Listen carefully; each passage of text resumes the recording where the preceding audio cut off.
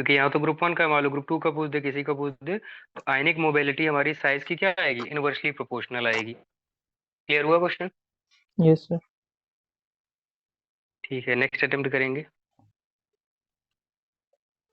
Which one of the alkali metals forms only the normal oxide M2O on heating in air?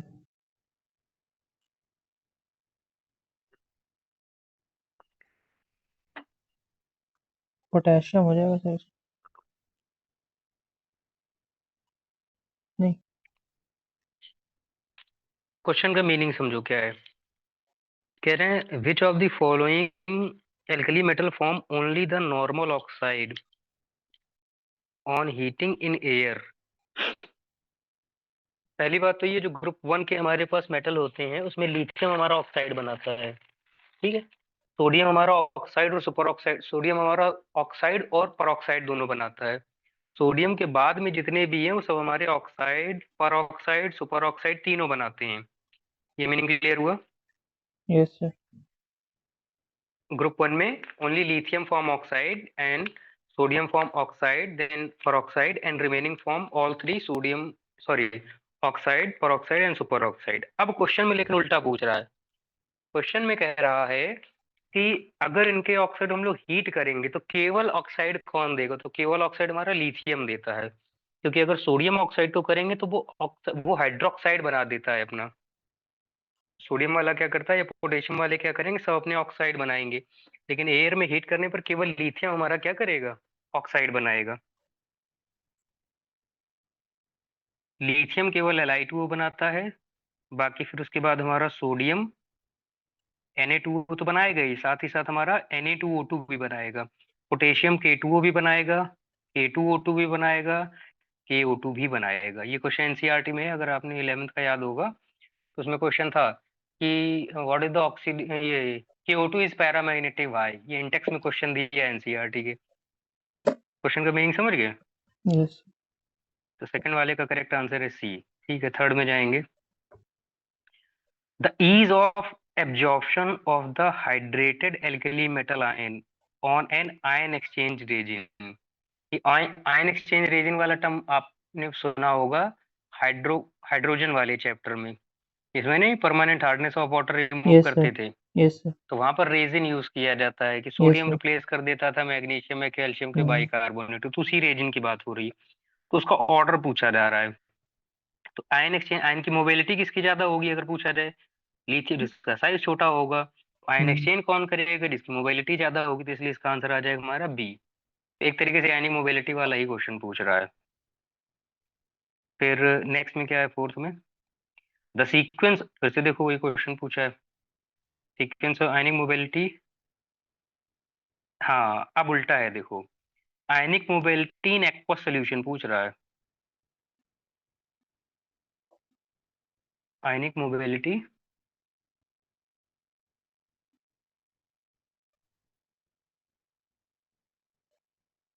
इसका answer क्या होगा fourth का, guess करो फिर बताते हैं।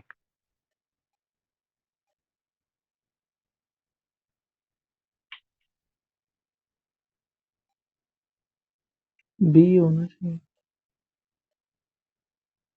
होना तो चाहिए बी, लेकिन अब क्या आ गया कि अगर एक्वस सोल्यूशन की बात करेंगे तो जिसकी आयोनाइजेशन एंथैल्पी कम होगी वो वाटर वाले से रिएक्शन कर लेगा, ठीक है। तो जब रिएक्शन कर लेगा तो उसकी मोबिलिटी कम हो जाएगी। तो अब यहाँ उल्टा हो गया है, यहाँ करेक्ट आंसर हमारा डी वाला होगा। मतलब कि आयनिक मोबिलिटी एक्वस सोल्यूशन में ऑर्डर हमारे पास जिसका साइज ज्यादा उसकी आयनिक मोबिलिटी ज्यादा आएगी। स्मॉलर साइज जो कैटायन होंगे will be hydration and effective nuclear charge उनका इंक्रीज करेगा, जब हाइड्रेट किए जाएंगे तो उनकी आयनिक मोबिलिटी क्या हो जाएगी, डिक्रीज हो जाएगी। ठीक है। यस।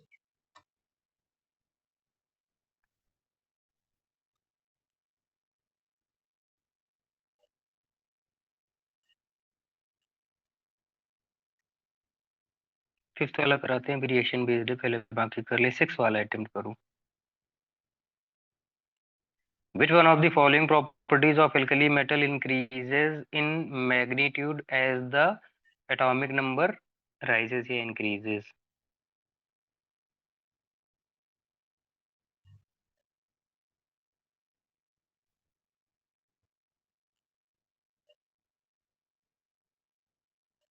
क्या होना चाहिए इसका?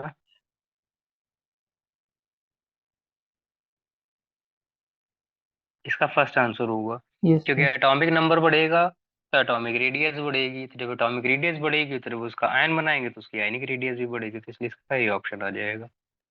ठीक है। सेवेंथ में क्या कह रहे हैं? In the case of alkali metal the covalent character decreases. हाँ, ये जेई में भी पूछा गया है क्वेश्चन। तो देखो, अगर किसी का भी हम हैलाइड बना रहे हैं, सिंपल कोई भी ले लो, मान लो हम सोडियम ले लें, तो अगर हम किसी का भी हैलाइड बना रहे हैं तो इसका मान लो NaF बनेगा, NaCl बनेगा, NaBr बनेगा और NaI बनेगा। तो जिसमें हैलाइड का साइज लार्ज होगा उसमें कोवेलेंट कैरेक्टर ज्यादा आएगा। जिसमें हैलाइड का साइज क्या होगा? लार्ज होगा, लार्ज। है मोर कोवेलेंट कैरेक्टर। नोट्स में पॉइंट हमने मेंशन किया है, खैर उसमें कोवेलेंट कैरेक्टर ज्यादा है, इसलिए इसका सेवेंथ का सी हो जाएगा। अभी थोड़ा ऑर्बिटरी लग रहा होगा, जब एक दो बार पढ़ोगे क्वेश्चन तब आने लगेंगे। एट्थ में क्या कह रहे हैं the alkali metal form salt like hydrides by the direct synthesis of elevated temperature, मतलब टेम्परेचर बढ़ा दें तो उसका हाइड्राइड बन जाता है। ठीक है। The thermal stability of these hydride decrease in which of the following manner.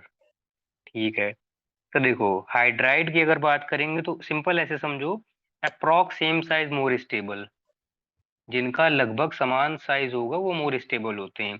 अब मान लो हम लोग बात करें, हमारे पास हाइड्रोजन, हाइड्रोजन तो स्मॉल है, अब यहाँ उसके साथ लिथियम लगा रहे हैं, लिथियम भी छोटा है, सोडियम उससे थोड़ा बड़ा आ गया, ठीक है, लेकिन हाइड्रोजन तो नहीं है, फिर पोटेशियम उससे और बड़ा आ गया। तो के, ये सॉरी MH बॉन्ड किसका ज्यादा स्ट्रांग होगा इन तीनों में?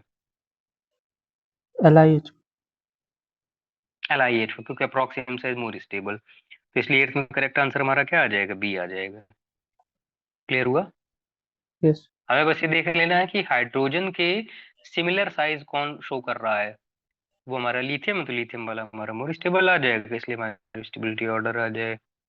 नेक्स्ट कह रहे हैं विच, नाइन्थ में कह रहे हैं which will show highest lattice energy. Highest, अब यहाँ देखो लिथियम नहीं लिया, अगर लिथियम लिया गया हो तो लिथियम की ज्यादा होती, तो जिसका साइज छोटा होगा उसकी लैटिस एंथैल्पी क्या होगी? ज्यादा होगी। मतलब कि lattice enthalpy inversely proportional to size, जिसका साइज कम होगा उसकी लैटिस एंथैल्पी हाईएस्ट आएगी। तो यहाँ पर अगर सोडियम लिथियम LiF लेते तो वो वाला ऑप्शन हो जाता हमारा। खैर, टेंथ में क्या होगा? Which of the following alkali metal chloride form its dihydrated salt easily. ठीक है। इसका मतलब ये कह रहे हैं, एक आपने पढ़ी होगी, डेफिनेशन पढ़ी होगी टेंथ में, डिलिक्विसेंट। डिलिक्विसेंट का मतलब होता है कि जैसे अगर NaCl होता है, जैसे नमक को हम खुले में रख दे तो क्या होता है? वो मॉइस्चराइज हो जाता है, हम्म। मॉइस्चर एब्जॉर्ब कर लेता है, तो उसमें वाटर आ जाता है। वैसी ही प्रॉपर्टी हमारी लिथियम भी होती है। तो लिथियम और सोडियम में ज्यादा किसमें होगी? लिथियम में होगी, इसलिए इसका आंसर हमारा लिथियम है। यानी कि लिथियम अपना मॉइस्चर से ही वाटर हमारा क्या करके एब्जॉर्ब कर करके लिथियम अपना क्रिस्टल बना देगा।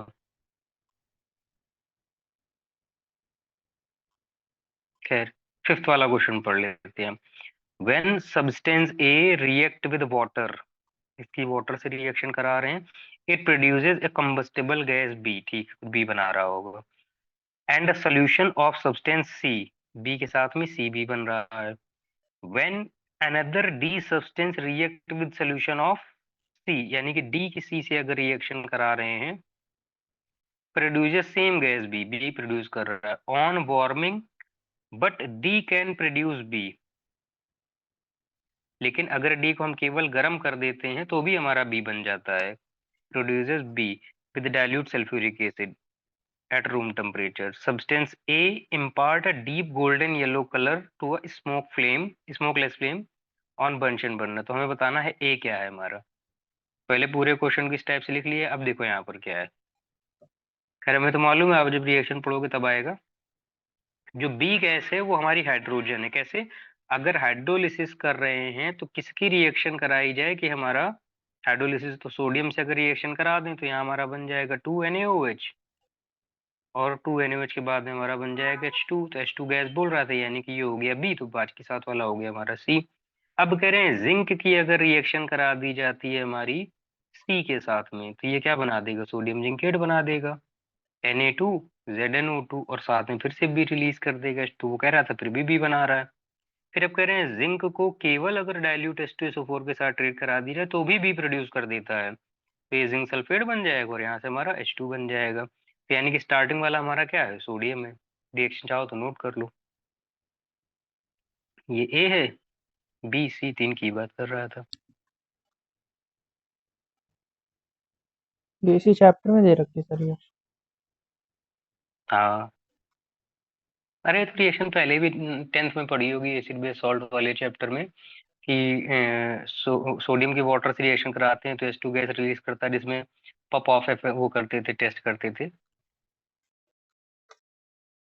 हाइड्रोजन गैस रिलीज करता है, वही 10th वाली रिएक्शन है। भैया तो पढ़ा है ना, मेटल की किसी एसिड से कराते हैं हाँ तो वो सॉल्ट तो बनाता है, H2 वो, रिलीज करता है। हाँ वो तो हाँ, सब बस वही पता है। रिएक्शन तो ली गई, कोई नहीं।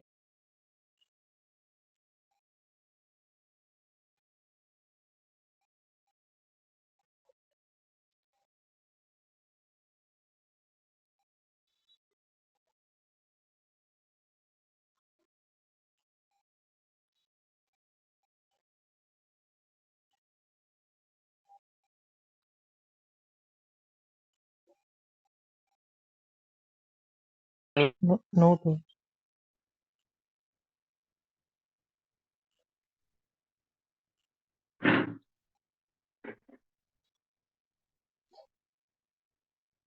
अभी हम आपको कुछ क्वेश्चंस मेल मेल कर देंगे, सॉरी कुछ नोट्स हैं वो मेल कर देंगे, इसी चैप्टर के ब्लॉक एलिमेंट के ही है, उसमें फिजिकल प्रॉपर्टीज हैं, केमिकल रिएक्शंस है, तो उनको भी रीड कर लेना तो थोड़ा और इजी हो जाएगा। जैसे ये कैस्टनर केल्नर वाला प्रोसेस कई बार क्वेश्चन पूछा गया, तो हम आपको उसमें शो कर देंगे। 16th वाला तो कर लोगे।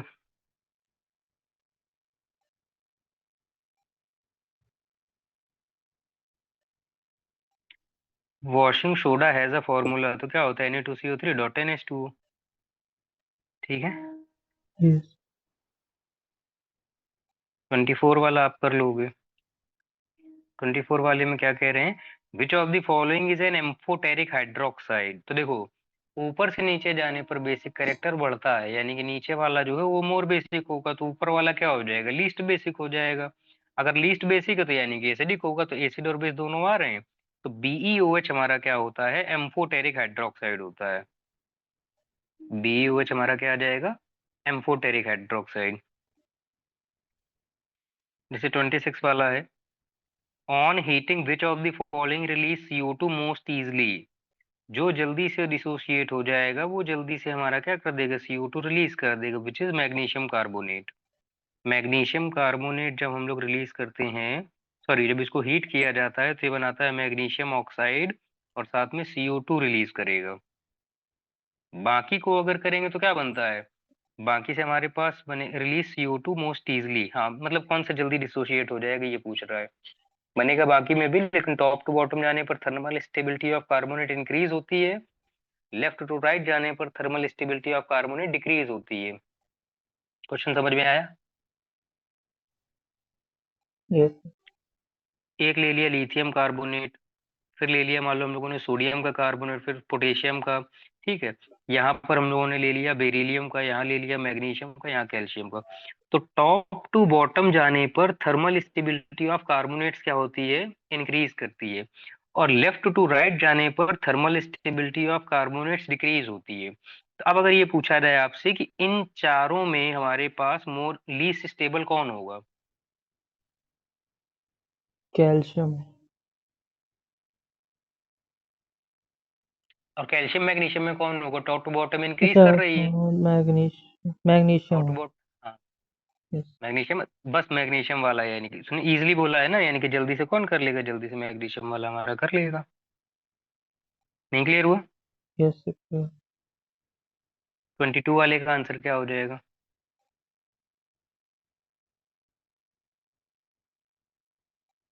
लिथियम हो जाएगा।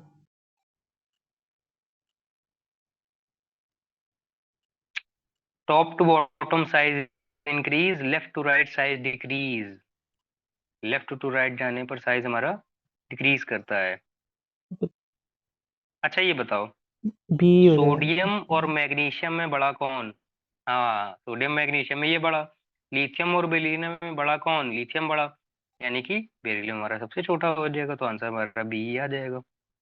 नहीं क्लियर हुआ? Yes sir, nuclear charge increase.